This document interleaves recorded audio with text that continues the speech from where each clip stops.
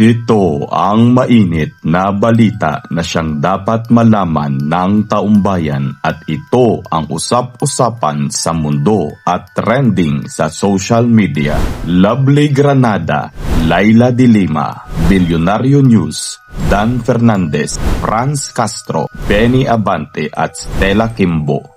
Nilampaso ng malupit ng nag-iisang Queen of all Bardagulan, Eloy Bugris. Walang takot na kinalampag ni Eloy Bugris ang mga buwaya at bayarang politiko sa kanyang live. Giit ni Eloy Bugris, ibalik ang mga ninakaw na pera ng taumbayan dahil para ito sa mga mahihirap na Pilipino. Dagdag pa ni Eloy Bugris, hindi siya titigil na ipagtanggol ang mga inaapi, lalo na ang mga mahihirap na Pilipino. Kahit mapagod daw siya sa kasisigaw araw-araw, ang importante ang hustisya ang siyang mangibabaw. Talaga namang nangingibabaw ang makatao at makapilipino ni Eloy Bugris. Ikaw, ano ang masasabi mo sa bago nating Queen of all Bardagulan na si Eloy Bugris? Para sa buong detalye, narito at panoorin po natin ang full video. So ngayon, ito ang totoo nga pagkatao ni sang iyod ni nga sila Lovely Pitos. Indigent family pala ni. Indigent family ni sang ta sa Davao. Ang nanay may tumor noon. Nung high school sila lumaki ng chance ang kanyang Eloy. Nagpasa-pasa ka sa papel sa eskwelahan mo sa high school ka.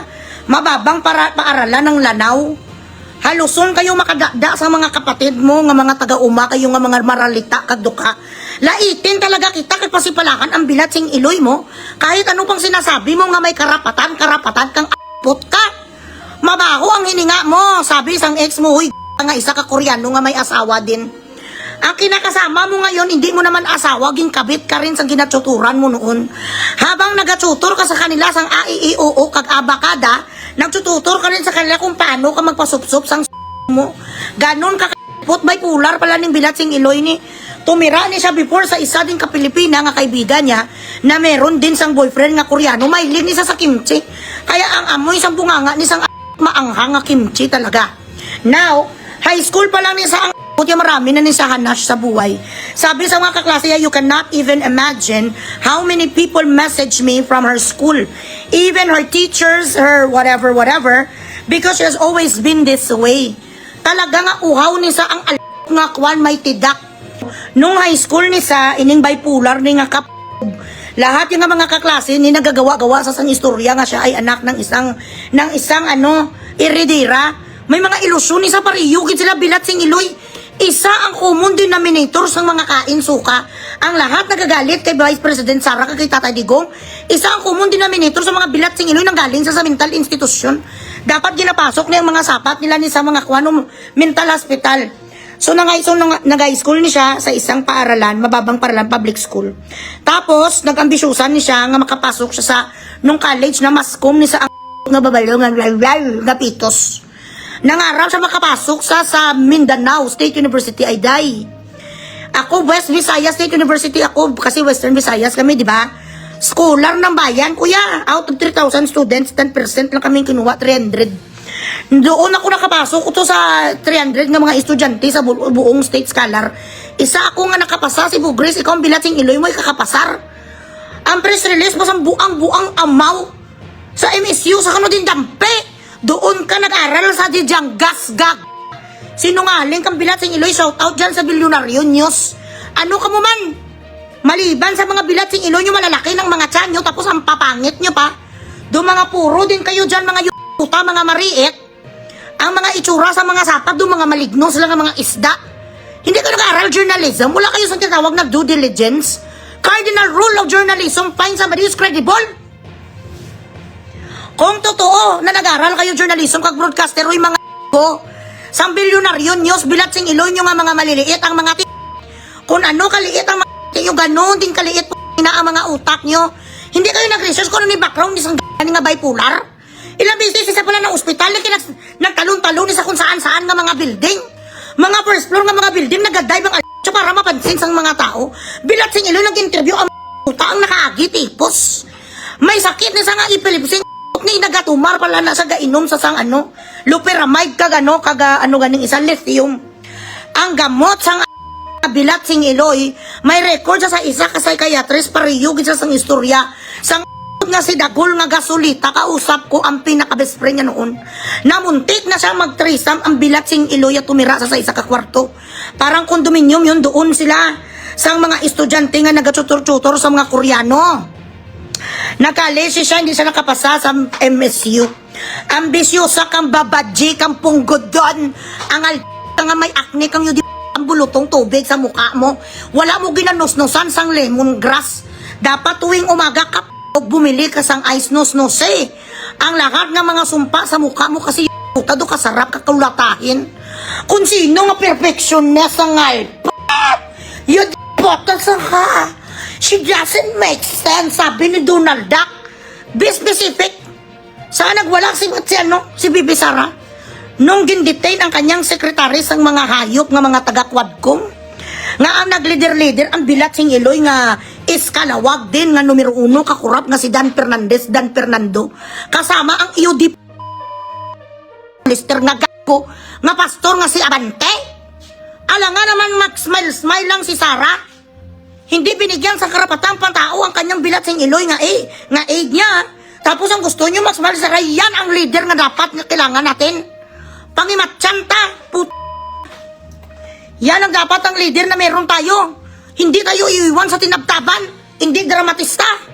Hindi puro salita sa gaunong saya. Bilat sing Iloy. Kung gusto niya sa editin niyo rin ko. Ganon ang kailangan natin nga leader. Ang mga bilat sing Iloy nga mga taga-Quadcom, nga mga gago, nga mga malili.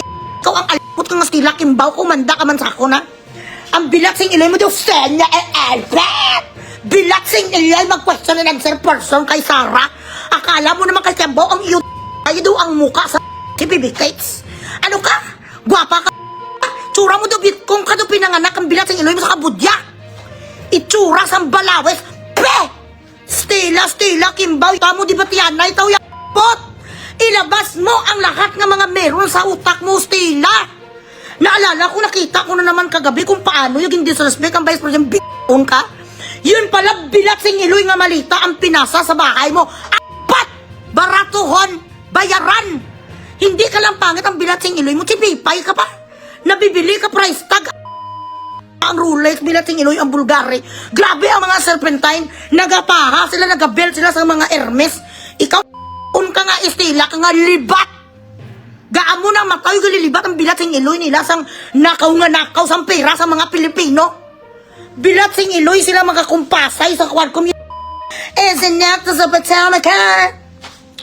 The confidential fund. Who is this Piatas? Who is this Coca-Cola? Who is this Patot? Who is this Palata? Sabi sang I'm still talking. No, you're not allowed to talk because I'm still talking basang pot. Bilat sing Iloy mo ako bila di ba tiyagin na challenge ako yung on Stila katog calling sila kalog yung di sa magpakuno-kuno ang mga bilat sing Iloy nga do loyalista sila sa flag ng Pilipinas nga do akala mo memoryado sa mga bilat sing Iloy ang preamble yung nagapakasasa kayo sa mga pera namin lalong-lalo ng mga OFW. Ilang taon hindi kami nakakauwi ang mga anak namin lumaki na sila dalos hindi na kami magkakilala. Tapos ang mga bilat sing Iloy grabe mag-isparkitek sa Quadcom tanyo Quadcom, tapos ang nagkasalita kasi din Fernando bilat sing Iloy, yakirida yan noon si Ivana. Sorry lang Ivana ha, wala ko yayam natin nga ginso dahil maganda ka. Lahat naman sa mga congressman tatayo talaga sa'yo.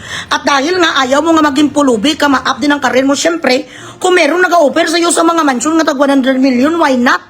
Kung magputa lang naman, magpaka ng tama. Correct? Habang bata ka pa kasi darating ang panahon, magkulubot ang mukha mo, wala na rin papatol sa'yo. Okay lang naya, pero ining si Dan Fernando hindi man marunong mag-English bilat sing Iloy. The speech impediment is beyond reproach. I do not think that this man actually went to school and he deserves to be called a representative of a certain province or something. He does not even know how to question properly. All they did in that bunk bilat sing Iloy Quadcom is to insult witnesses. In the aid of legislation, sabi sa mga magnanakaw, yung pala nung lumabas ang listahan bilat sing Iloy. Sang mga 18 brave marines, ang mga kag mga patot dik. Kasama ang bilat sing Iloy nga si Diril de Lima, Jonel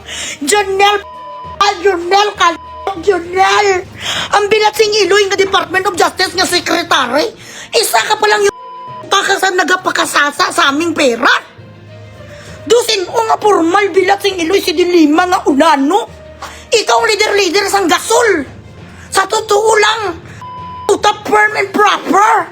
Prim and proper si Dilima. Bilat sing Iloy hindi makabasag piga another babaluman. Gaalala mo lahat ang mga kwan yung lumaki kayo lahat sa kain. Ang nanay at mga tatay yung ambot ko nga ang mag-desim feathers ang mga yudipani. Wala sa inyo sang square pants ang itsura. Lahat may itsura nga alala mo na yung tahapon. Grabe mag-aabudi si Dilima kagang nga si Franz nag-abi nga NPA kidnapper. Ang mga kwan nila mga atake sa bilat sing prominente nga mga tao.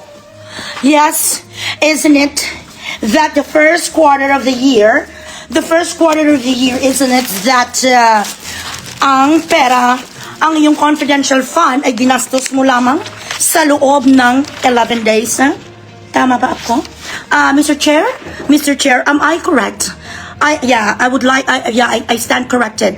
Did you or did you not finish your confidential funds worth 120 million pesos for 11 days only, and you could not explain that to us? We are the Quadcom, and we are assigned by the highest office of this country to interpolate in the aid of legislation. Sabi sa nga gasolita nga nagabutang-butang pa sa galagay-lagay pambilat sing Iloy isang scarf. Nga doon akala mo araw-araw may chikinini. Pitik sintas gali ang bilat sing Iloy mo nilampusan takakaron. Ay abaw paglabas ang listahan bilat sing Iloy. Hambal ko gid sabi ko talaga bilat sing Iloy. Hindi na kuya magduwa-duwa. There is no fucking chance in hell that what I'm thinking right now is wrong. Ang number one nga gumawa na ding bilat sing Iloy ang lalabas. Walang iba kundi si Jonel. Jonel, bilat sing Iloy. Jonel, hindi ko nagkamali. Presin ang pangalan mong sapat ka. Pa-questionin ang sir portion di sa vice presidente ang lilinis ng mga kamay niya. Daw hindi alpot yung nagkuha ni Junior nga badigay kag driver kag ginsup-sup mo. Grabe mapaprete puta daw ang kinilalamon sa mga sapat utsa sa araw-araw. Kinawawa nila si BP Sara lahat ng mga witnesses. You did not respect every person who would actually be a fucking aid to legislation. What you did was try to humiliate them. You humiliated, you embarrassed each and every witnesses na inimbita nyo pagkatapos imbita ro. Puta ko hindi ka pupunta. Gagawan ka sa Warren River S. Bilat sing Iloy. Nasaan ang demokrasya sa Pilipinas? Nung mga during that time, sa kung agrabyado, kikuto mo. Why? I refuse to be a witness, so why can I protect myself from this stupid shenanigan? Pilitanay. Pagkatapos, ang grabe yung question sa bilat sing Iloy. Si Dilima, nagalagay-lagay si Dilima. Araw-araw na ginawa sang Diyos para disintisa. Na parang Madrid di Cacao, si Sister Faustina Dilima.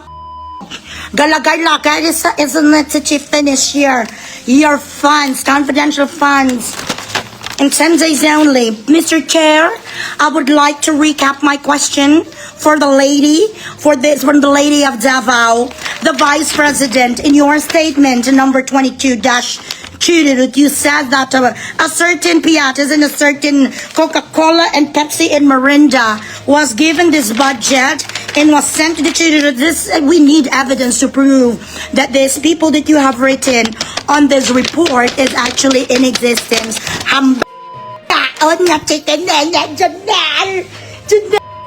Jonel, amo ka ni upload lagi ko yung respeto si mo bisan gamay. Gaka. Ano ang masasabi mo sa video na ito? Kung meron kang komento o hinaing, mag-comment lamang sa comment section. Maraming salamat sa inyong panunood.